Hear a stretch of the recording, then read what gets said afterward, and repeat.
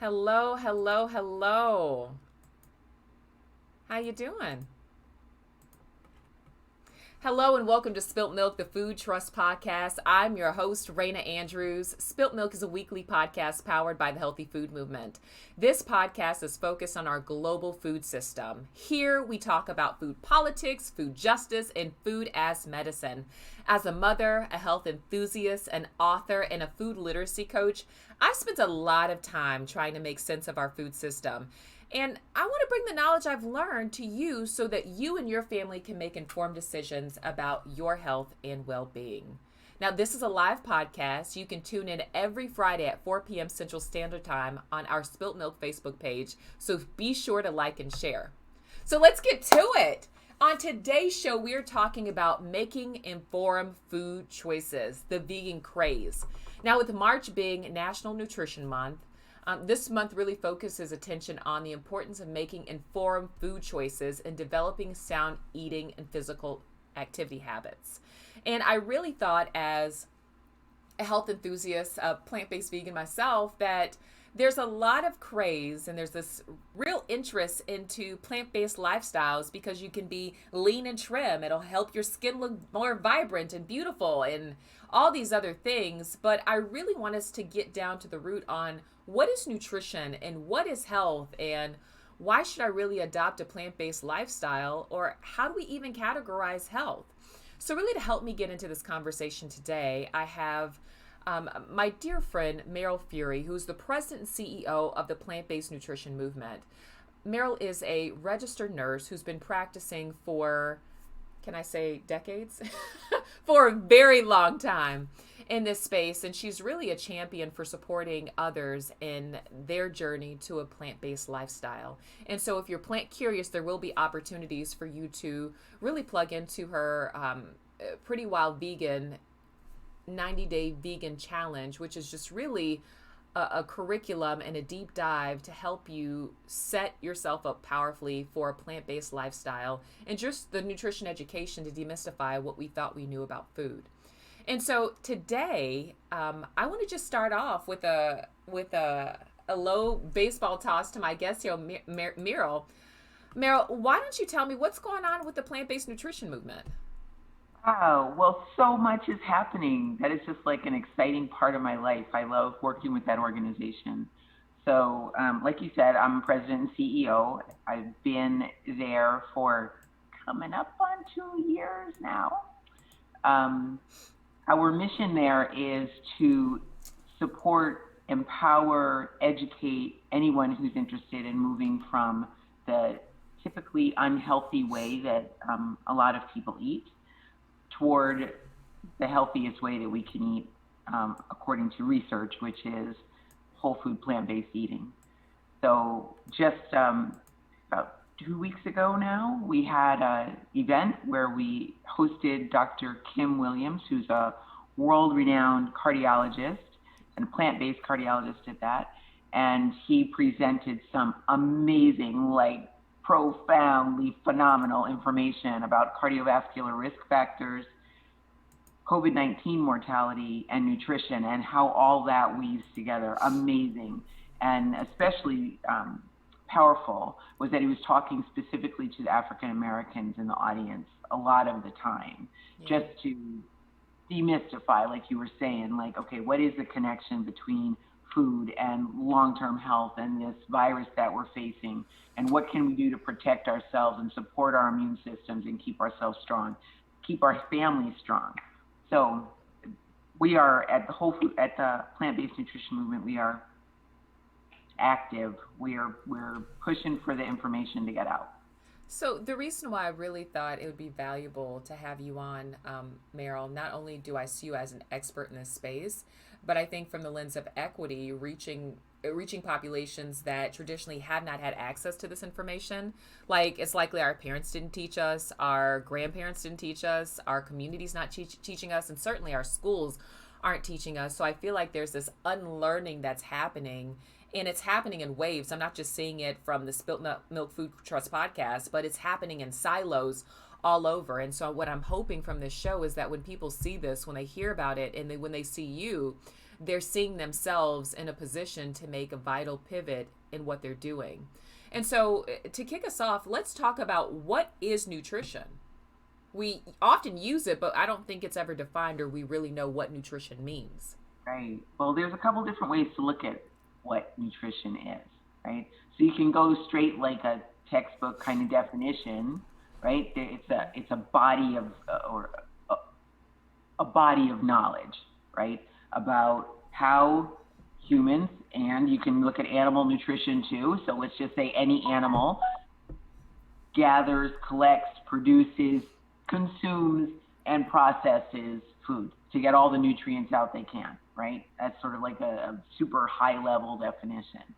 When we're talking about nutrition among people, like say you and I are just having a conversation and we're talking about nutrition, we're usually talking about like, is it good nutrition or is it bad nutrition, right? Yeah. What are you eating?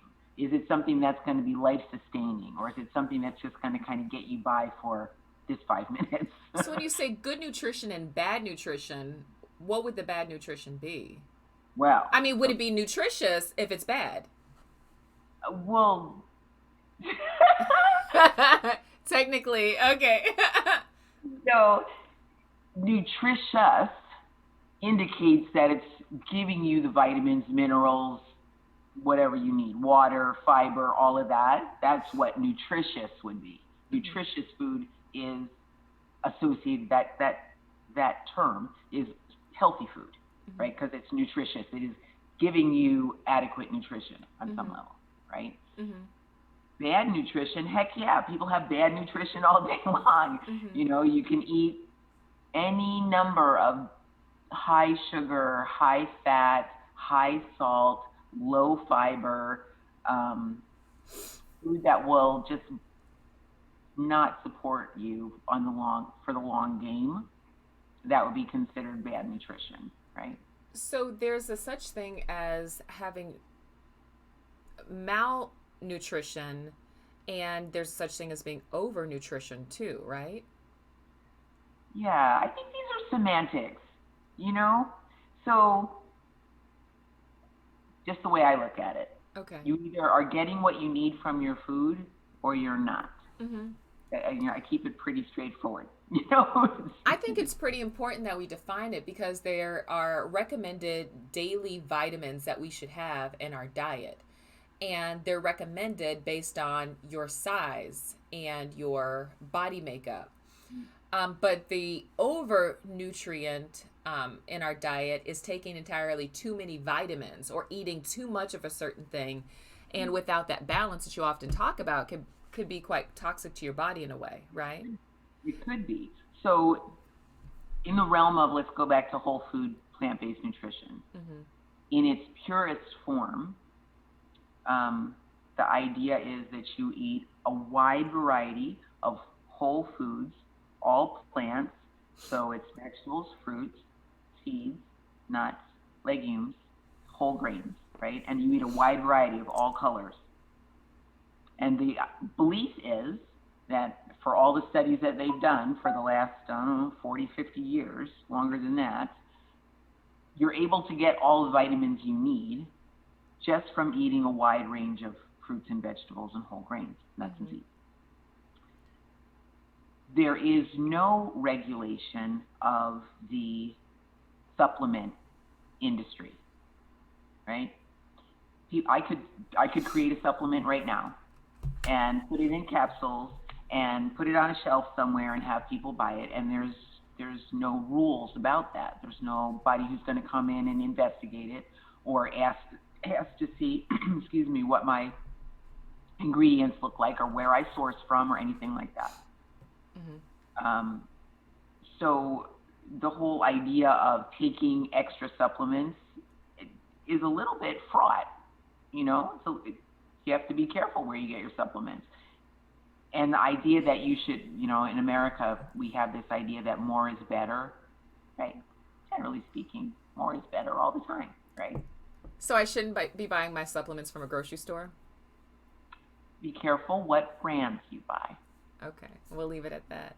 So Yeah. going back to the semantics, I do like to define to get down to like what do we mean by nutrition? What do we mean by healthy? Is there a difference? Because oftentimes we use nutrition and health interchangeably. Yeah. I think there is definitely good nutrition and poor nutrition. Um,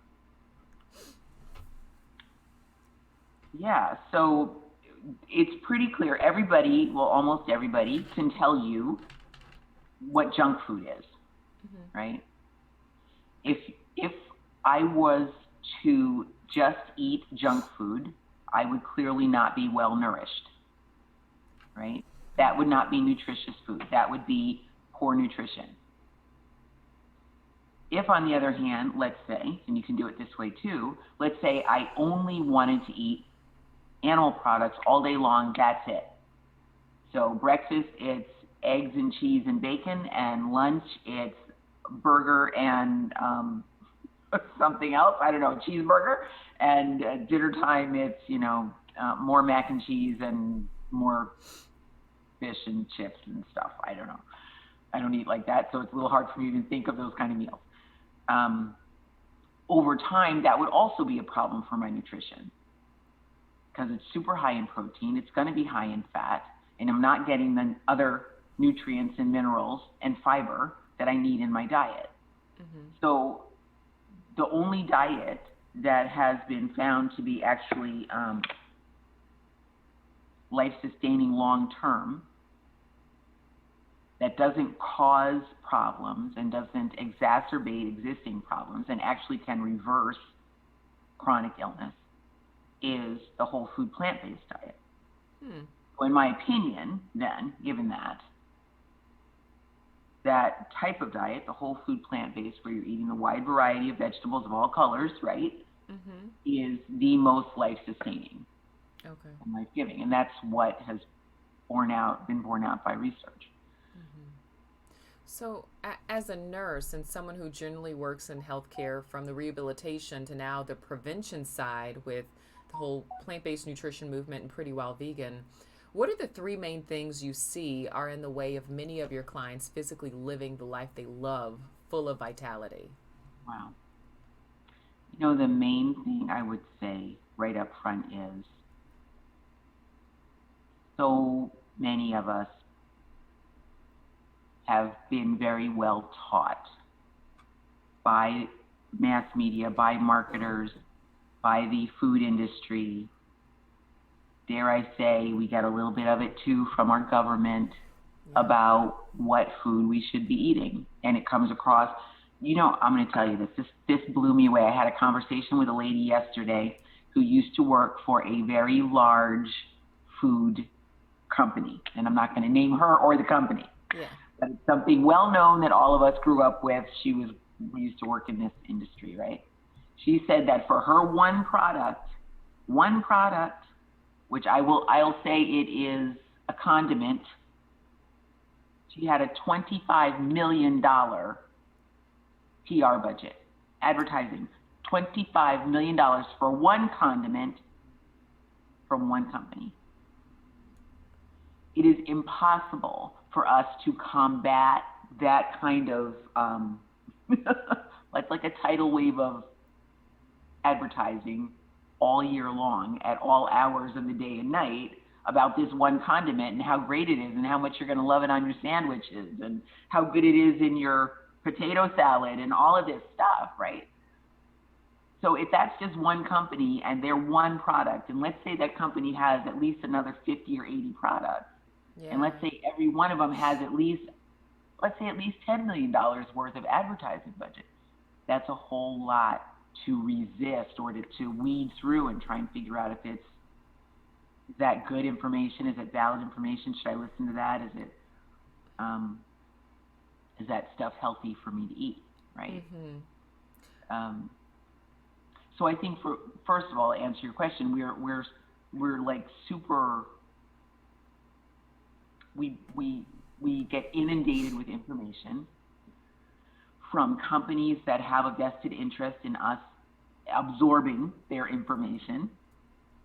And over time, we behave the way that we're taught to behave. So that would be one thing. Marketing is like crazy.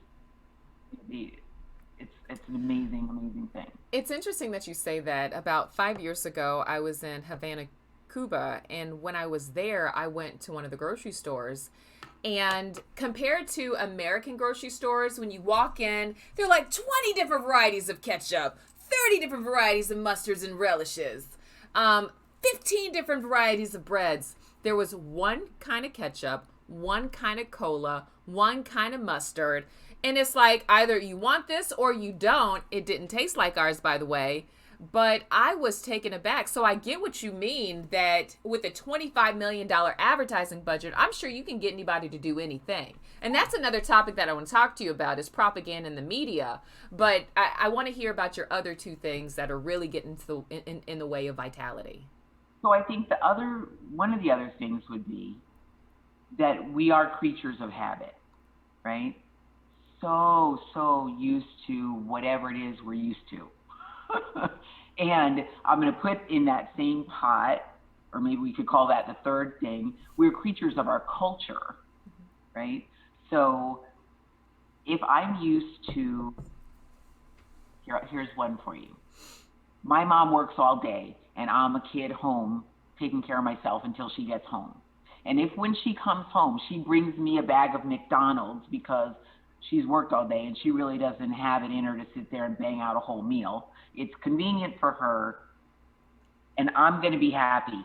As a little kid, I'm going to say, yay, McDonald's, I love that stuff, right? And in there somewhere, there's all this mix of my mom loves me, and this is good feeling, and we're going to sit at the table and we're going to chat over these French fries that I'm eating and these chicken nuggets that I'm eating.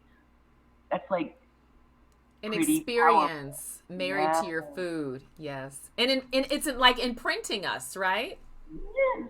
That's when food is love. There's a book called that, I believe. Yes. When food is love, and when we equate it to like, okay, that is a thing. I remember my mom, she used to bring me those, we all have those experiences. I have a pile of them, right? That makes it hard to break the cycle, partly because I know my mom loved me, and she wouldn't intentionally feed me something that was bad for me. Are you saying my mom was not a good mom?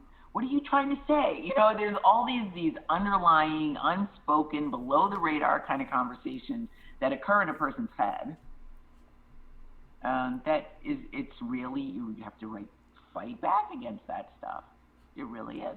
My mom grew up in Newark, New Jersey, actually, but her family came from Virginia, South Carolina, down that way.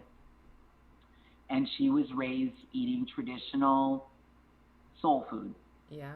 It wasn't called soul food when she was growing up. It was just food. Maybe the soul food in 60s or 70s or something like that. But she grew up, when I grew up, her cooking, she cooked hog maws and chitlins and fatback and pig feet, and she cooked all that. I ate that. Until you were 15. I got sassy, and I decided I had a whole world of reasons why I wasn't, partly because I thought I was helping her, but that's a whole nother story. Mm-hmm. But, when you grow up eating that, and it's a sign of your culture, African Americans, we eat this stuff, and this is because, we came through the slave trade, and this is how it was, and this is what we did. And we cling to some of those foods because it's cultural. Yeah. Even though, I may have said this to you before, those foods were what the slave masters gave to the slaves because they weren't going to feed it to their dog.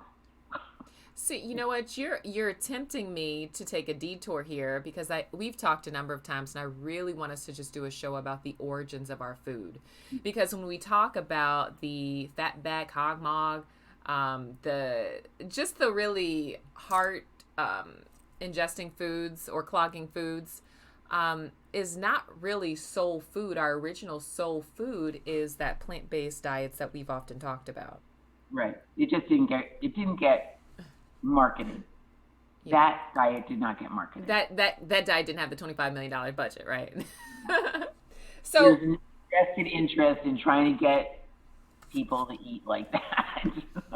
So the two things that I've gotten is that people have been inundated. The three things in the way of people living a life that they love, a life of vitality, is that they're inundated with information, options, advertising, vying for their attention. Buy me, buy me, buy me.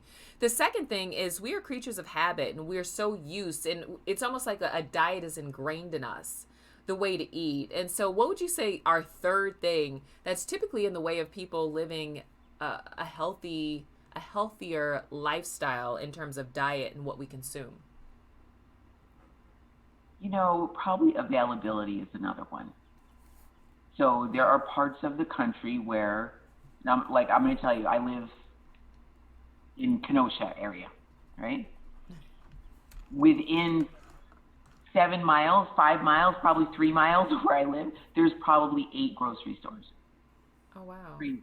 I don't understand why you have so many grocery stores all so close together, right? Yeah. But given that I do have a car, I can go to any one of the grocery stores. If I wanted to look for a particular kind of a mushroom, I have 7 different places I could go to look for mushrooms, right? Yeah. So I have quite a lot of options. There are other people, though, who live in food deserts, right? They don't have options. What they have is the local gas station food stop or a mom and pop food stop, the 7-Eleven type. The corner stores, yeah. Corner store. So their selection is super narrow, and a lot of the stuff that's in those stores, obviously, some of them do have some produce these days, but there's not a whole lot of selection. A lot of it is just chips and little Vienna sausages in a can and pigs in a blanket and lots of... I'm thinking they still have that? Yeah. I think so.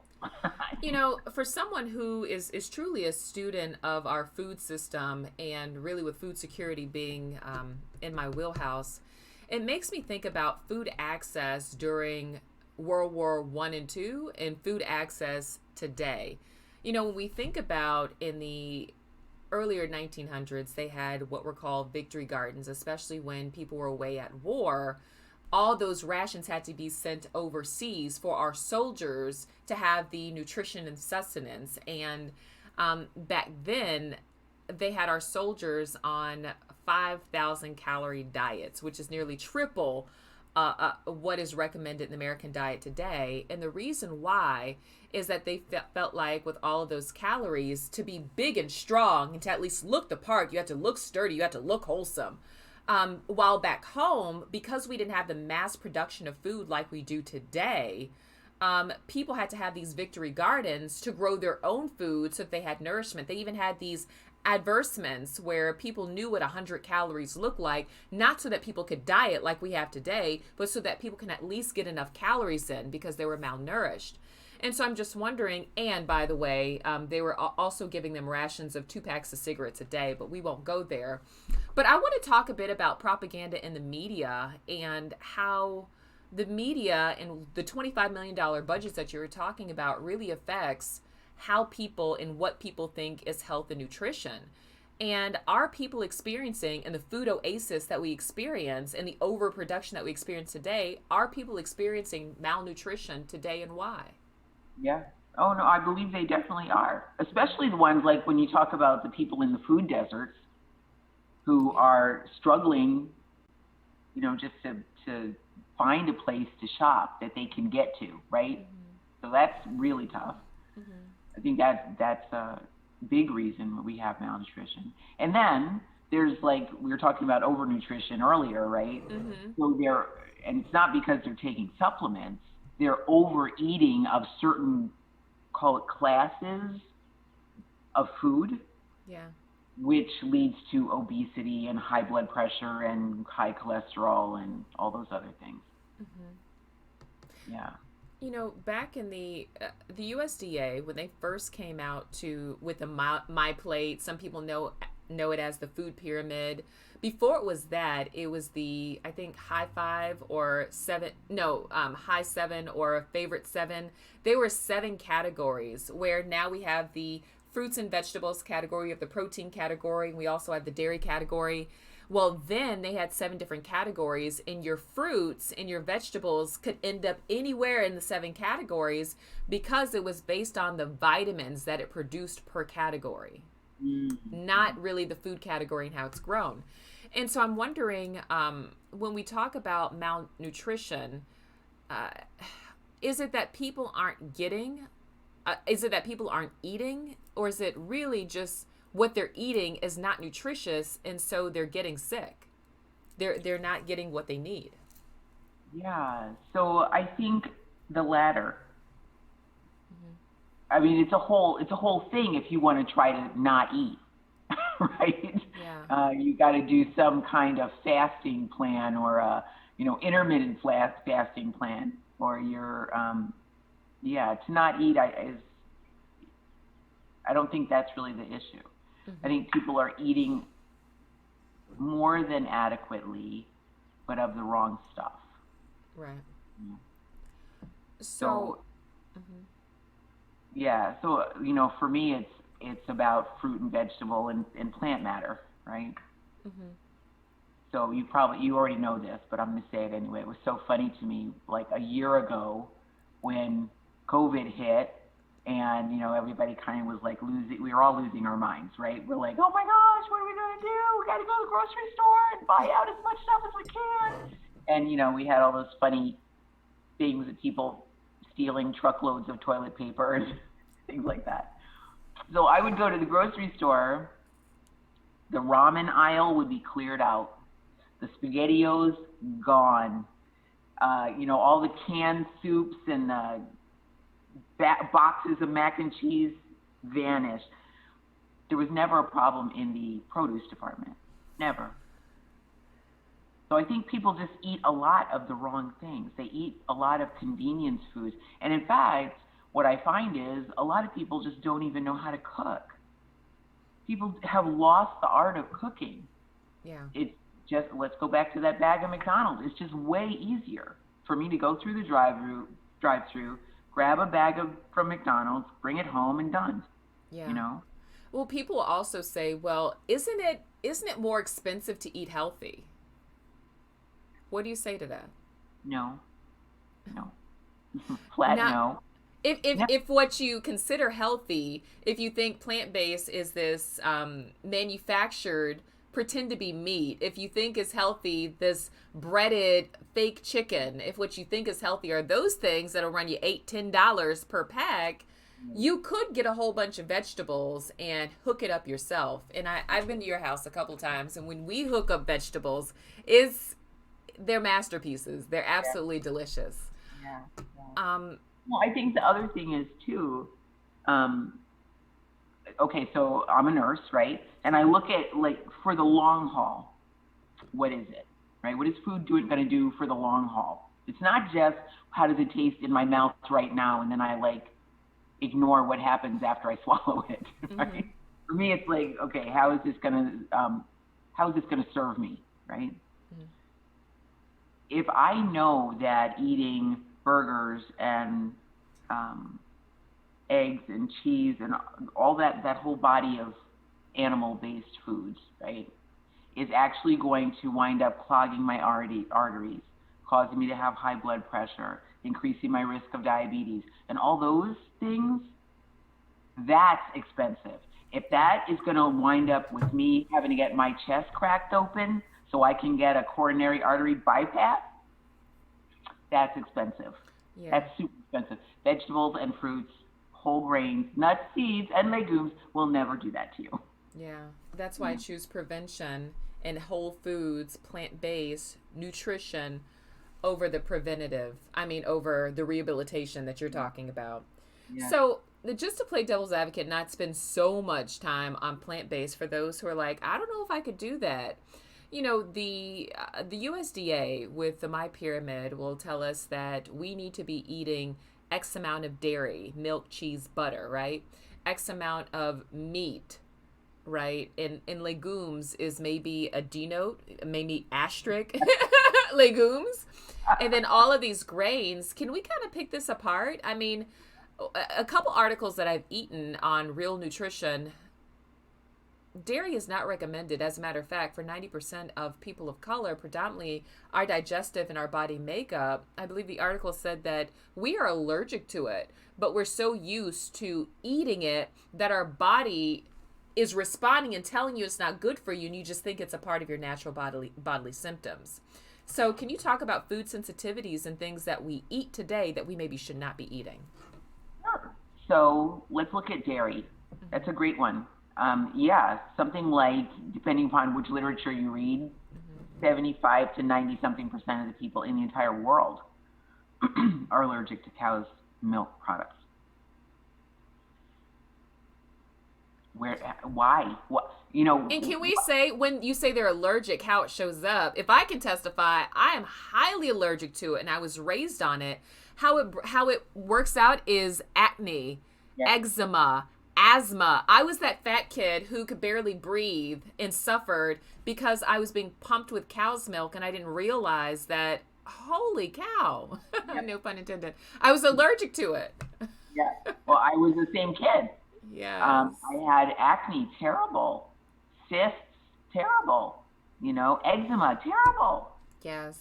Terrible. And my mother absolutely, you're going to have that milk with every meal. You're going to have it. She was a good mom. She made sure it was there. Why? Because the government told us we have to. We should. It's what we need to grow healthy and strong. Right. But just to insert this, the government and the ad agencies in cahoots with one another also told us that there is such thing as a fortified healthy donut.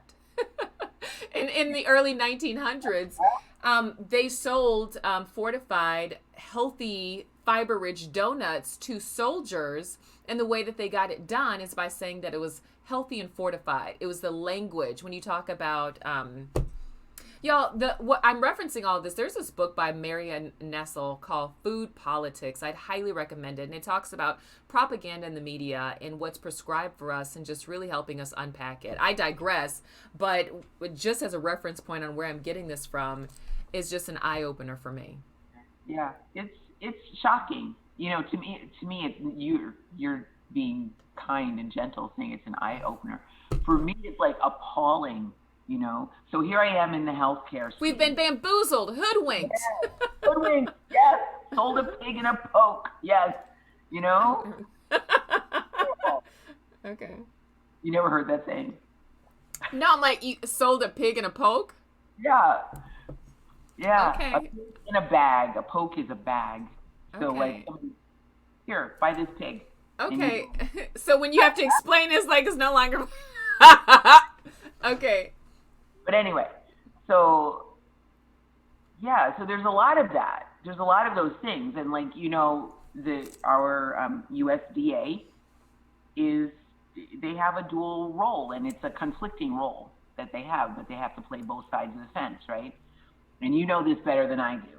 So it's the one where we support our farmers and make sure that all of their crops get sold at a fair market price, right? Or the government buys some of those crops actually, right, and stores them.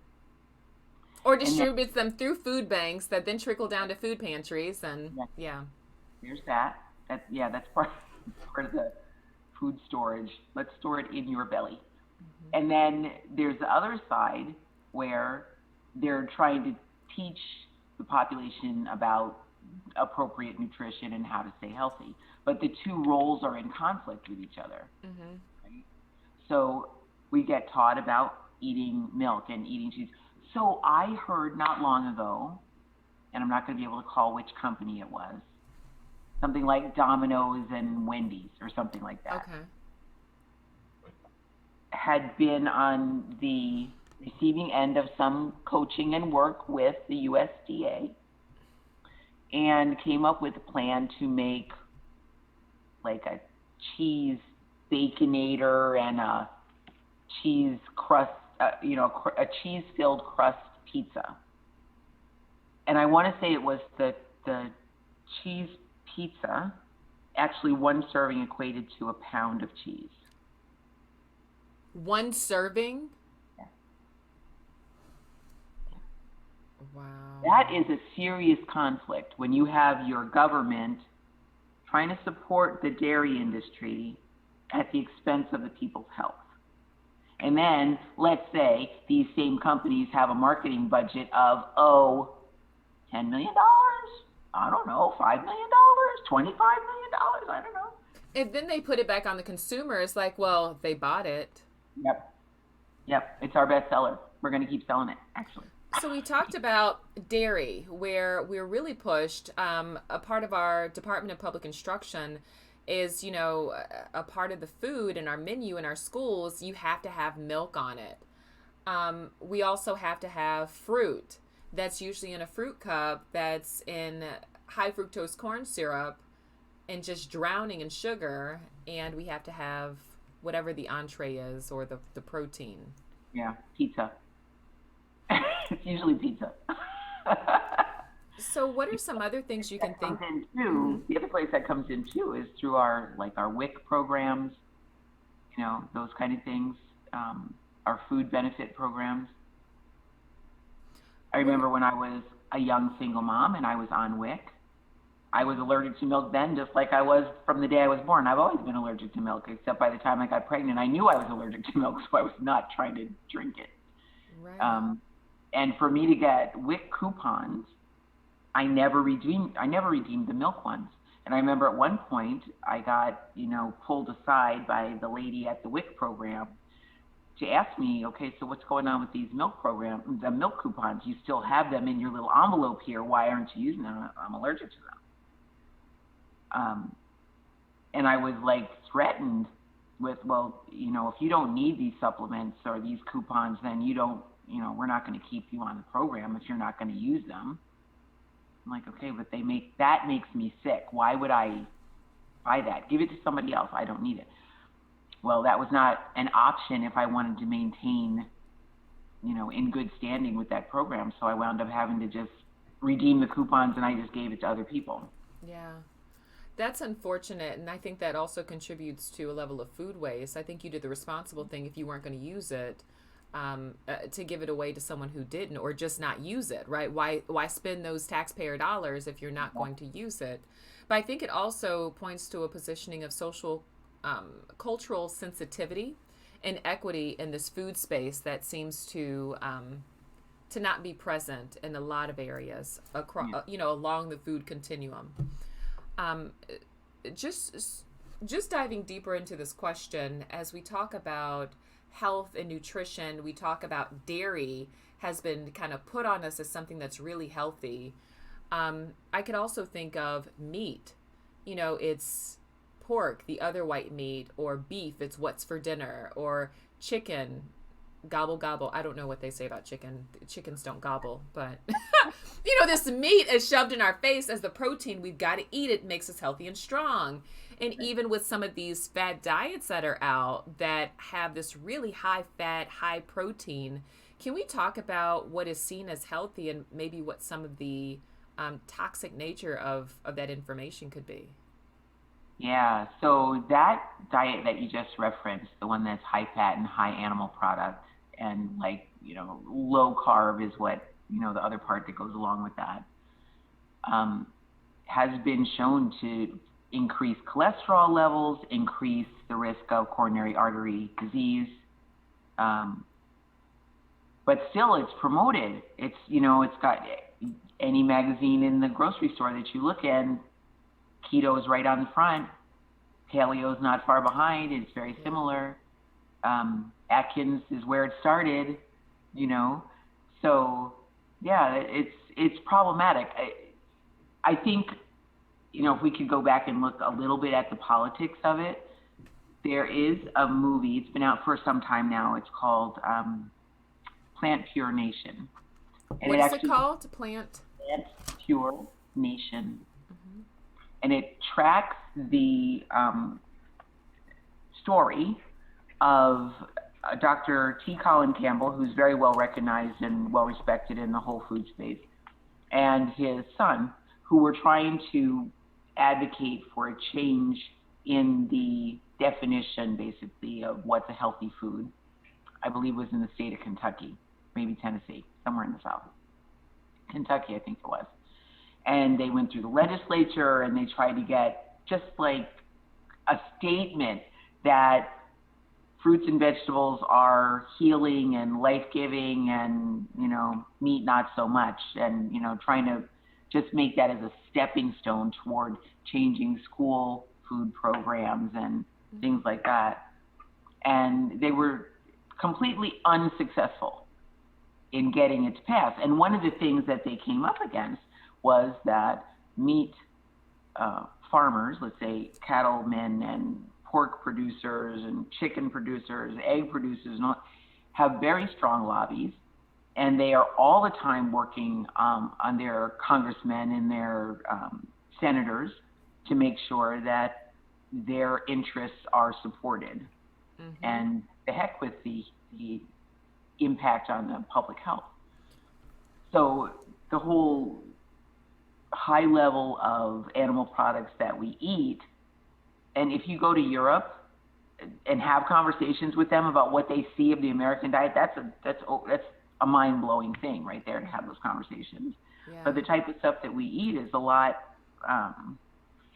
managed, and I'm going to say manipulated by our political system and our lobbyists and special interests and things like that, at the expense of the health of the people in the country.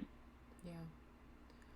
So, switching gears here, when we talk about veganism having been around for a very long time, can you describe when and how eating whole food plants became more of us consuming scientific creations that look like food? Wow.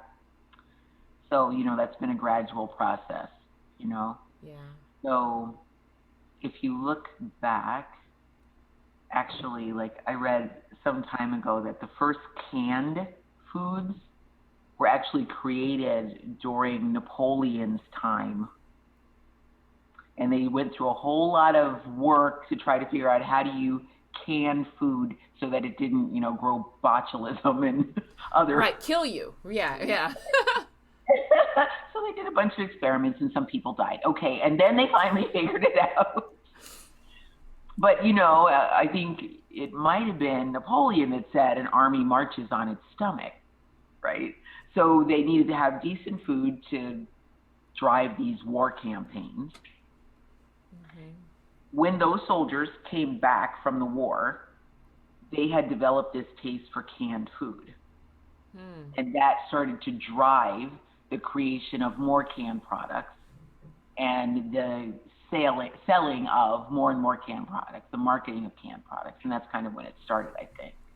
Then over time, our science got better, and we started investing in research for what makes food tasty. What's going to get people hooked with it. There's a book called, it's not called Bliss Point. I can't think of the name of the book. But there is actually a thing, I'm going to look it up while we're talking,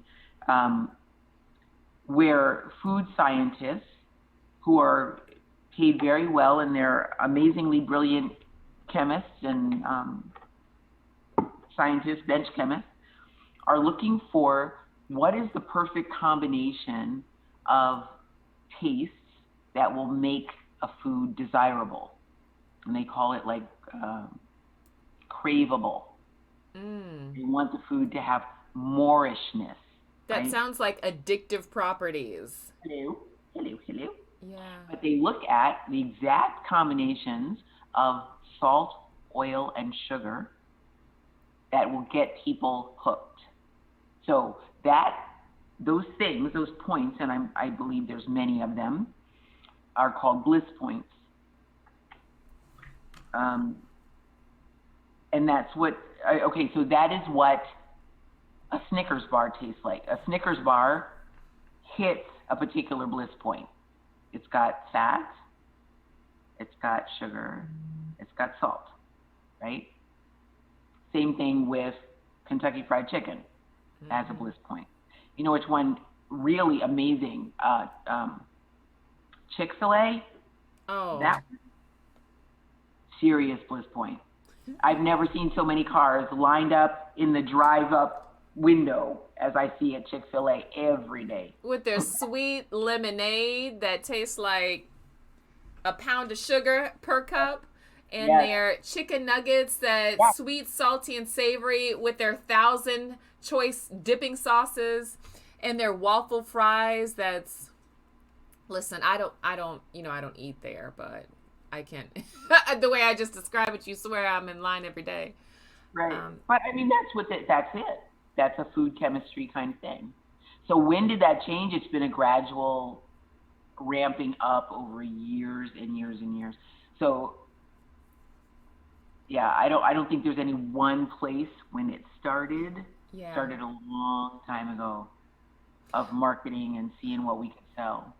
I feel like most recently, so veganism, I remember you sharing a story that veganism, what were people who were vegans back then? Were they called plant boys? Nature Boy. Nature boys. And was that a Nat King Cole song? It was, yeah. Yes. Yeah. So I think it was like 1930 something. I'm not going to remember the exact year now. Um, yeah, and before it started in Germany, and the word vegan or something similar to that, a German equivalent, um, was already used back that long ago.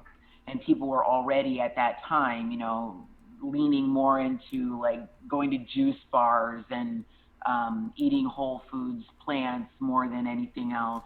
They also did a lot of sunbathing Yeah. and a lot of exercise and things like that. Then from Germany, some of them migrated or came to the United States, and the movement grew here.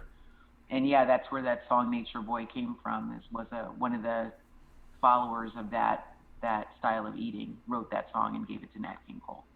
So that's a fun fact. And it reminds me, for me, before I became a plant based vegan, I I just want to take vegan out of it because I feel like when people say I'm a vegan, it's almost like an elitist. It's almost like it puts you into a category as if you are superior in your diet and you make more informed decisions than other people. And for me, it's not that at all. It's me wanting food to be real food and look like it. And I'm sensitive to where my food actually comes from, who grew it, and that food looks like food. But it seems like in at least the last decade, there's been this huge ramp up where vegan food, the more it imitates the foods that we say that we shouldn't be eating, the higher price tag and the more demand it is, especially for those who are interested in a air quote plant-based lifestyle. So I just really want us to hit on making some distinctions between plant-based and junk food vegan, because you can be a vegan and still eat really toxic foods like non-dairy ice cream, french fries, and chicken nuggets, right? Sure, sure. So yeah, the this is the way I look at it, and I'm sure somebody who is listening to this might object.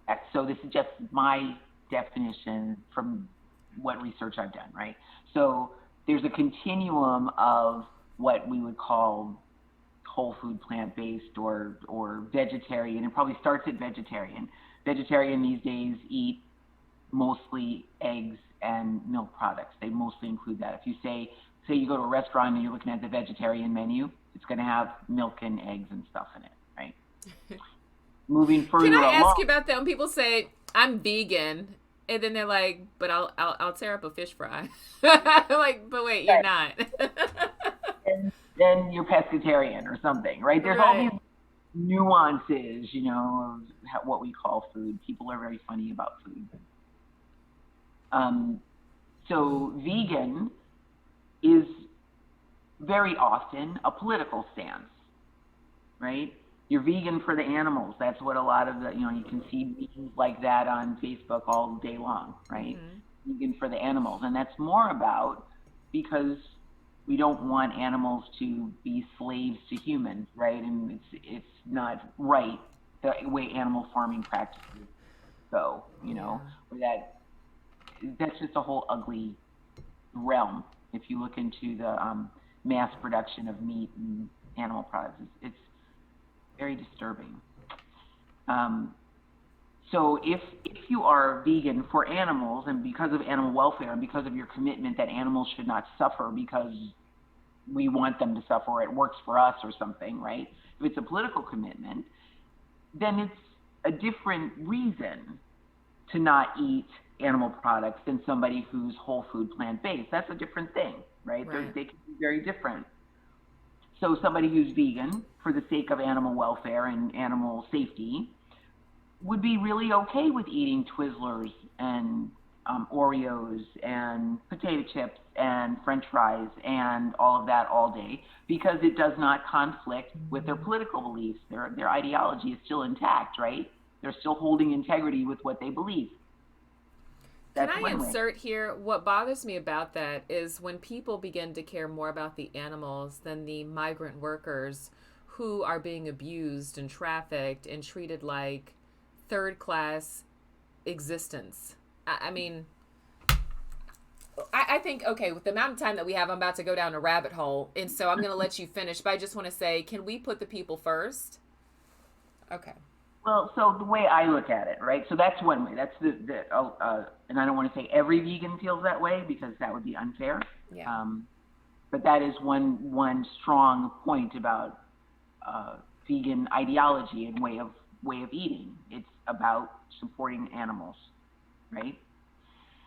Whole food plant-based is another thing, which is more focused on the person's health, right? So you use fruits and vegetables and all of that category of food to maintain your own health and stop cardiac illness and, chronic illness and reverse diabetes and things like that. That's what the major difference is. Then you have people who are somewhere in the middle. They're, some of each. They don't eat animals because they believe animal farming is wrong and cruel and not right. And they also are whole food plant-based because they want to sustain and support their own health. And ultimately, in my opinion, if you do something that takes care of human health, really takes care of human health, it would check all the boxes. It would take care of animal welfare. If you were actually eating a whole food plant-based diet, it would pretty much take care of animal welfare, right? It would also take care of the health of the planet, environmental issues, and things like that.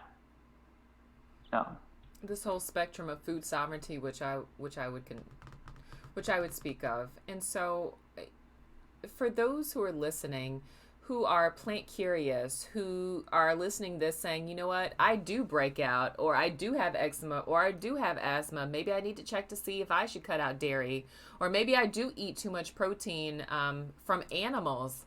Maybe I am plant curious. You have an organization or a consultation called Pretty Wild Vegan. Do you want to talk just a bit about that? Sure. So, and my email is right there where my name would be. Please feel free to reach out to me. This is my passion. It's what I believe it's what I'm here on earth this time for. Yeah. So we do transitions, and the we is me. We do transitions for people who want to move from an unhealthy way of eating to whole food plant-based eating. Not everybody can make that leap in one go. Some people take longer than others. There are people who are able to stop on a dime and change their direction and start a completely different way of eating. And then there are other people who need to be kind of step through it gradually. So I work with people to do both, whatever works for them. Because really the main thing is eat more vegetables. That's the main thing. Eat more fruit. You mean it's that simple? It's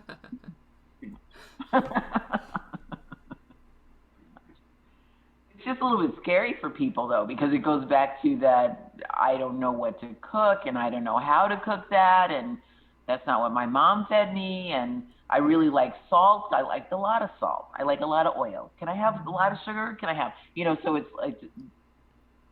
kind of gradually adjusting taste preferences and what we call opening your palate so that you're able to appreciate and accept different flavor profiles. There's so many people, for instance, I meet, there's like 3 main things that people hate, right? Mm-hmm. Brussels sprouts, can't eat Brussels sprouts. I love Brussels sprouts. I've never met a vegetable I didn't like, but, one time. I met one vegetable I didn't like. But Brussels sprouts for sure. Beets, people don't like beets. I love beets. Very often people don't like curry. Oh, I love curry. That's the thing about curry.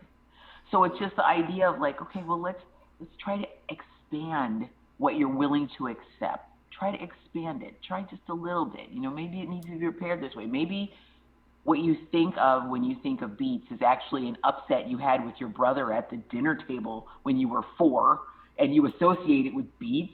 And it's really not about the beets. Right. It's imprinting. It's the emotions behind eating. Our social and physical mental experience behind it. Yeah. So I can testify that I went through your 90-day challenge a year ago, and as a result, I've lost over 35 pounds. I look good. I feel good. My skin is in order. Thank you. And the reason why I have you on my show is not only because you are an expert in my mind and are so well versed, not only from your positioning at the plant-based nutrition movement and the consultation that you've given me with the 90-day vegan challenge through Pretty Wild Vegan, but because I feel like this is information that people need to know to really help demystify and make informed decisions about their health. And so, Meryl, how can people get in contact with you? Where should they follow you? And if you could just read out your email, because I'm not sure if they'll be able to see it. Okay, for sure, email is by far the best. I respond, right? So it's Pretty Wild Vegan, just like it sounds, PrettyWildVegan @gmail.com. Just drop me an email, say, I'm interested in hearing more about what you do or how you do it, or could it work for me, or whatever your question. How do I stop eating cheese? Whatever your question is, just put it there. I also have a Facebook page called Pretty Wild Vegan. So that's easy to find.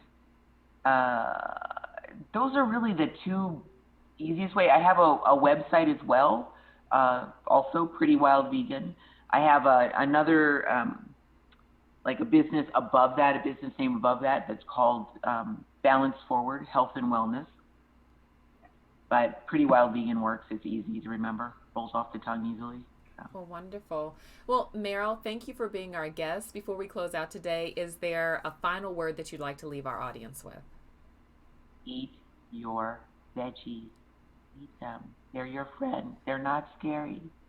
They're here to help you. Whenever I'm signing my book, Alex McGreen, The Tale of Mysterious Kale, appropriate plug, I always sign it, eat your veggies. They bring out your superpowers, which is so true. They give you vitality. Meryl, as always, it's been wonderful being here with you. Folks, Meryl Fury, President and CEO of the plant-based nutrition movement, founder of Pretty Wild Vegan. On this episode, we talked about really making informed decisions about your food, the vegan craze. It's been wonderful. You're listening to Spilt Milk, the Food Trust podcast. I'm your host, Raina Andrews. Visit us right here on this page at the Spilt Milk Food Trust podcast Facebook page every Friday at 4 p.m. It's been wonderful. Sincerely, Raina.